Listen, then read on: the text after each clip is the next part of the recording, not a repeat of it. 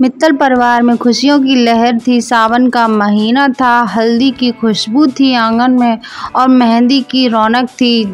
संगीत और मेहंदी का एक अलग ही रंग था, लेकिन यहाँ पर एक शख्स था जो बहुत ही बड़ी उलझन में फंसा हुआ था। और वो शख्स कोई और नहीं बल्कि राध्या थी। राध्या ने भोलेनाथ के चरणों में यह वचन लिया था कि वह बहुत जल्द रूही और नाहर को एक करेगी और उन दोनों को फिर से मिलाएगी। इसी बीच जब मित्तल हाउस में सजावट का काम शुरू हुआ तो राध्या ने लाल गुलाब मंगाए थे, लेकिन शिवरात्रि की पूजा होने की वजह से, भोलेनाथ की वजह से वह सारे फूल नहीं मिले और जिसकी वजह से राध्या ने पीले और सफ़ेद फूलों से मित्तल हाउस को बहुत ही अच्छी तरह से सजाया।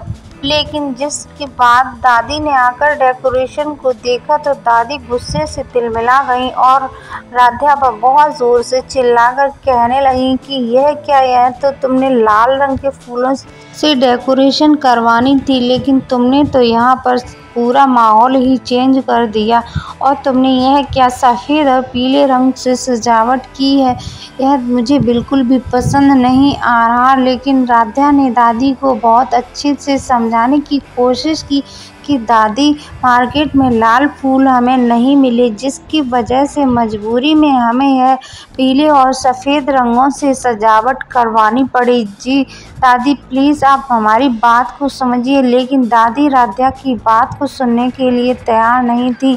इसके बीच चलते रूही का फ़ोन आ जाता है और रूही कहती है कि राध्या, मैं बहुत ज़्यादा परेशान हूँ। इस रोली ने तो मुझे बहुत ज़्यादा परेशान करके रखा है और यह मेरे नाहर को मुझसे छीनना चाहती है और यह मेरे नाहर को मुझसे हमेशा के लिए दूर करना चाहती है।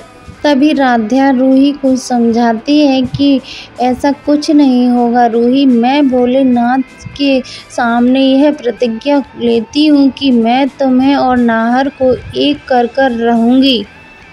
मैं इस सावन के पावन महीने में तुम दोनों की जोड़ी को हमेशा हमेशा के लिए फिर से एक कर दूंगी। इधर गौरी, जो पैर में मोच आने की वजह से शादी के फंक्शन की तैयारियां करने में असमर्थ थी, वह अचानक से मित्तल हाउस पहुंच जाती है।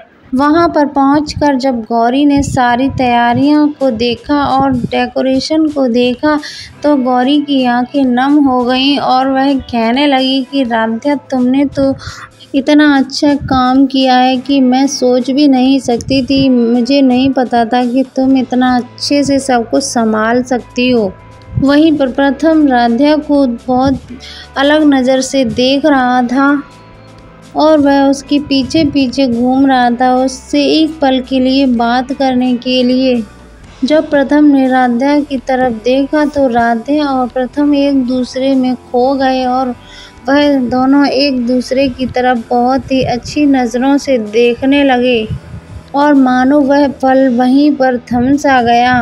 इसके बाद प्रथम के दिल में मानो कोई हलचल हुई जो शब्दों से नहीं, वह उसके एहसास और उसकी नज़रों से बयां हो रही थी। कहानी में एक नया मोड़ आया। गौरी की दादी ने सोचा कि अगर प्रथम की शादी गौरी के साथ हो जाए तो यह हमारे परिवार के लिए और मित्तल हाउस के लिए बहुत ही बड़ी बात होगी। वह चाहती थी कि गौरी इस रिश्ते को आगे बढ़ाए और वह इस मौके का फ़ायदा उठाए, लेकिन गौरी, उसने बहुत ही सादगी से यह प्रस्ताव ठुकरा दिया और उसने अपनी दादी से कहा कि मित्तल परिवार ने हमें बहुत ही भरोसे से यह कॉन्ट्रैक्ट दिया है और मैं उनके भरोसे को नहीं तोड़ सकती। मैं ऐसा कुछ भी नहीं करूंगी जिससे कि मित्तल परिवार के वंश को यानी प्रथम को कोई भी प्रॉब्लम आए। मेरी वजह से मैं सारा कुछ बहुत अच्छे से देखूंगी और मैं ऐसा कुछ नहीं कर सकती। उन्होंने हम पर भरोसा किया है और जहाँ भरोसा होता है वहाँ व्यापार नहीं। और उधर दूसरी तरफ प्रथम की माँ राध्या को धीरे धीरे अपनाने लगी थी और वह राध्या को पसंद भी करने लगी थी। अगर आपको हमारी वीडियो अच्छी लगी हो तो प्लीज़ चैनल को सब्सक्राइब करिए और आने वाले लेटेस्ट वीडियो की नोटिफिकेशन के लिए आप हमारे प्रेस बेल आइकन को ज़रूर दबाइए ताकि वीडियो की नोटिफिकेशन आप तक सबसे पहले पहुंच सके।